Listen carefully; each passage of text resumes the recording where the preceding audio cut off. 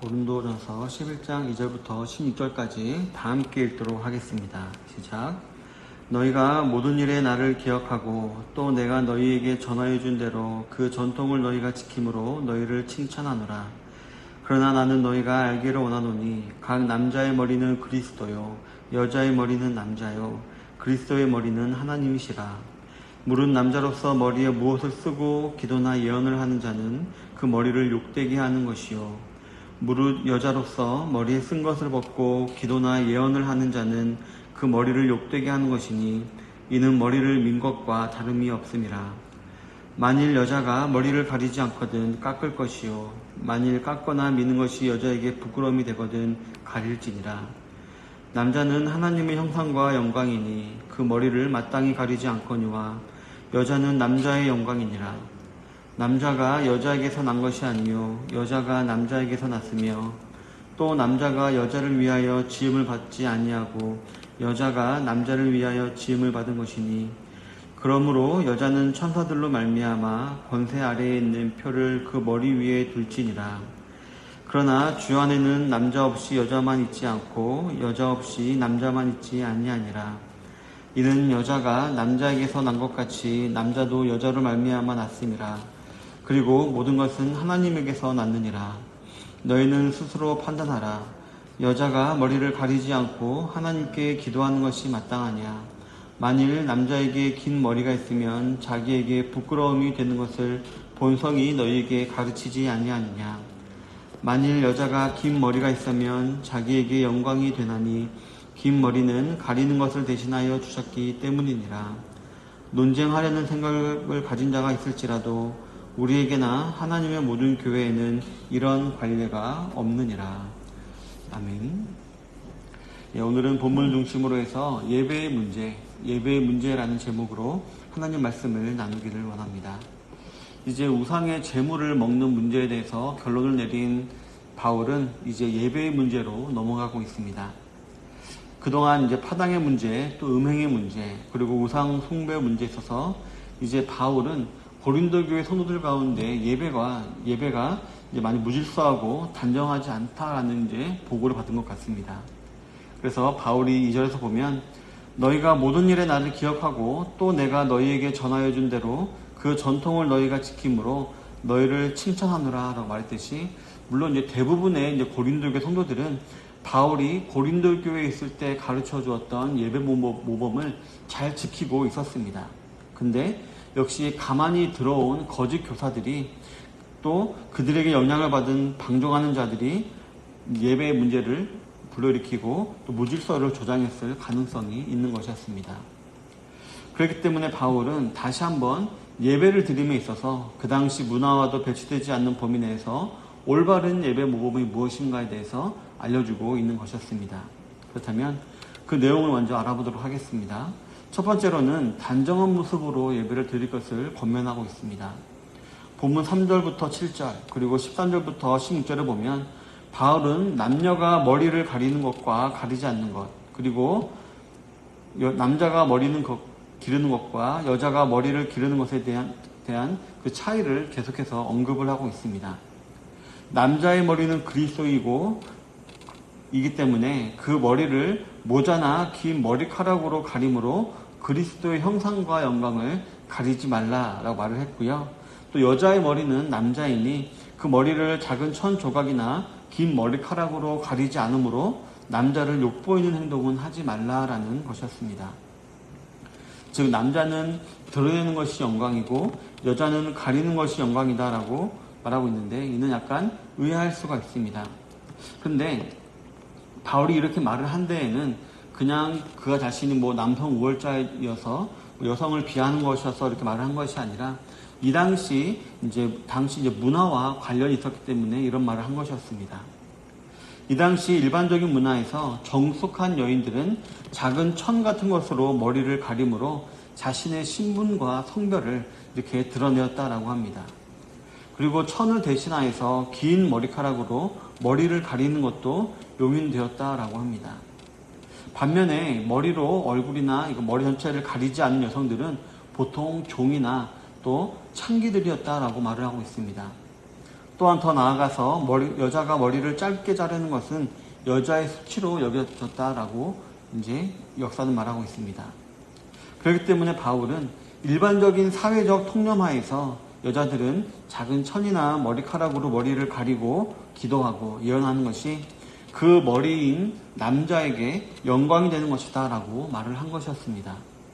그리고 남자의 경우 머리에 아무것도 쓰지 말라고 했던 이유는 지금도 그렇지만 그 골수 유대인들은 혹시 그 이마에다가 이상한 검은 거 한 개 쓰는 거 혹시 뭐 TV에서 보신 적 있으신가요? 그것을 이제 키파라고 하는데요. 그 당시 유대인들은 이제 종교적 의미를 가진 모자, 즉 이 빵모자 같은 그런 키파를 머리에 이제 썼다라고 하는데요. 그렇기 때문에 바울은 이제 자신들은 유대주의자가 아니다라는 것을 말하고 그들의 예배와 구별하여서 기도나 예언을 하기 위해서 남자들은 머리에 아무것도 쓰지 말아라 라고 이렇게 말을 했던 것이었습니다. 그리고 그와 동시에 자신들의 머리, 즉 주인은 예수님이심을 드러냄으로 말미암아 예수님께 또 하나님께 영광을 돌려드리길 원했기 때문에 머리에 아무것도 쓰지 말아라. 그리고 머리를 길게 그리지 말아라 라고 가르쳤던 것이었습니다.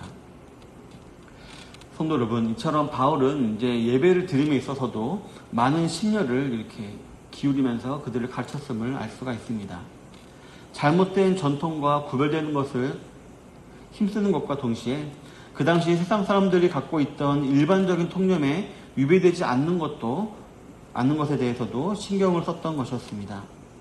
즉 그리스도의 자유를 우리가 충분히 활용을 하되 다른 사람들에게 거부감을 일으키는 것은 허용하지 않았던 것이었습니다. 그리고 오히려 많은 사람들에게 본이 될 수 있도록 일상적이면서도 단정한 차림으로 예배를 드리며 또 건전하며 올바른 이미지를 주려고 했던 것이었습니다. 성도 여러분, 우리의 예배는 물론 하나님께서 받으시는 것입니다. 하지만 세상 사람들도 우리가 하나님께 예배를 드리는 것을 보고 있습니다. 그렇기 때문에 우리가 세상과 구별되어야 할 것은 그들의 죄악된 모습과 그로 인한 왜곡된 행동 양식이지 우리 일반적으로 우리가 사람들이 생각하는 그 상식에 속하는 미풍양속으로 여기는 것과도 우리가 구별되어서는 안 된다는 것입니다. 오히려 우리는 그들의 일반적인 상식에 잘 부합됨으로 말미암아 우리가 전혀 그들과 다른 존재, 다른 사람이 아님을 알릴 수도 있어야 하는 것입니다. 그리고 이를 통해 우리는 우리가 그리스도인의 자유를 활용하되 하나님의 영광을 위해서 구별하는 것도 필요하고 또 세상 사람들을 위해서 절제하는 것과 용인하는 것도 필요함을 우리가 알 수가 있을 것입니다. 우리가 어제 알아보았듯이 우리는 하나님의 영광을 반사시키는 존재임을 상고하면서 예배를 드릴 때 단정한 옷차림과 행함으로 말미암아 본이 되시는 모든 성도님들이 되시기를 바라겠습니다. 두 번째로 바울이 권면하는 예배의 모범은 바로 질서 있는 예배를 드리는 것입니다. 본문 3절에 보면 그러나 나는 너희가 알기를 원하노니 각 남자의 머리는 그리스도요 여자의 머리는 남자요 그리스도의 머리는 하나님이시라 라고 했습니다. 또한 8절부터 9절에 보면 남자가 여자에게서 난 것이 아니요 여자가 남자에게서 났으며 또 남자가 여자를 위하여 지음을 받지 아니하고 여자가 남자를 위하여 지음을 받은 것이니 라고 기록을 하고 있습니다. 이 구절을 통해서 우리가 이제 하나님의 한 성품에 대해서 우리가 알 수가 있는데요. 바로 하나님은 무질서의 하나님이 아니시라 질서의 하나님이시다라는 사실입니다. 이렇게 보지 않으면 오늘 이 3절과 또 8절 9절의 말씀은 요즘과 같은 남녀 평등 시대에 정말 전 근대적인 사고방식이다라고 읽힐 수가 있습니다. 마치 남자가 여자보다 더 우월하다라는 것을 말하는 것으로서 마치 성경이 하나님이 아니라 사람이 쓴 것이 아닌가라는 의심을 불러일으킬 수도 있는 것입니다. 하지만 본문에서 바울은 남자가 여자보다 우월하다라고 말하고 있는 것이 아닙니다.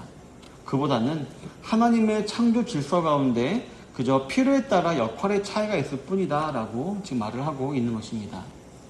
그 증거가 바로 11절부터 12절의 내용입니다.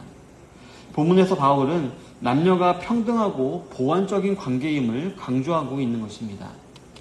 또한 창세기에서 하나님께서 아담으로부터 하와를 이끌어내실 때 하와를 향해서 너는 아담의 종이다. 너는 아담의 부하다라고 말씀하신 적이 없습니다. 오히려 돕는 배필이다라고 말씀하셨습니다. 이 돕는 배필이란 말은 남자에게 분명히 부족한 면이 있기에 그 부족한 부분을 채워주기 위해서 하나님께서 여자를 창조하셨다라는 말이 되는 것입니다. 따라서 남자와 여자의 관계는 누군가가 우위를 차지하고 누군가가 열등한 위치를 차지하는 수직적인 관계가 아니다라는 것을 우리가 알 수가 있는 것입니다. 이는 마치 어떤 모임에서 회장을 뽑았는데 그 회장을 뽑는 이유가 뭔가요? 그 회장이 어떤 높은 위치에 군림하면서 투표를 할 때도 2표, 3표를 가지기 위한 것입니까? 그렇지 않고 그저 어떤 모임의 그 회의와 원활한 회의와 그 모임의 리드를 위한 진행자로 이렇게 회장을 뽑듯이 하나님께서도 단지 남자와 여자 사이에 질서를 두어서 그 관계를 아름답게 하려고 했던 것일 뿐입니다. 성도 여러분, 본문에 나온 남자와 여자의 질서를 나타내는 겉면을 통해 예배 전체로 확장시키는 것이 조금 과하다라고 생각될 수도 있지만, 그러함에도 저와 여러분들은 교회 내에서 예배를 드림에 있어서 질서를 인정하고 그 질서를 지킬 수 있어야 할 것입니다.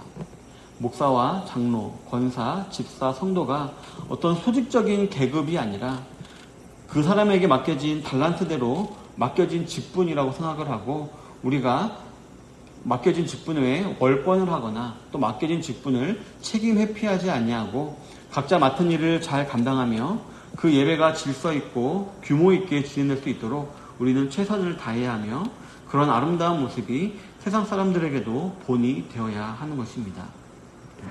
이처럼 우리가 예배를 드릴 때에 하나님이 주신 권위와 질서를 인정하며, 그래서 저와 여러분들이 드리는 예배가 거룩한 예배가 되기 힘쓰시는 모든 성도님들이 되시기를 바라겠습니다.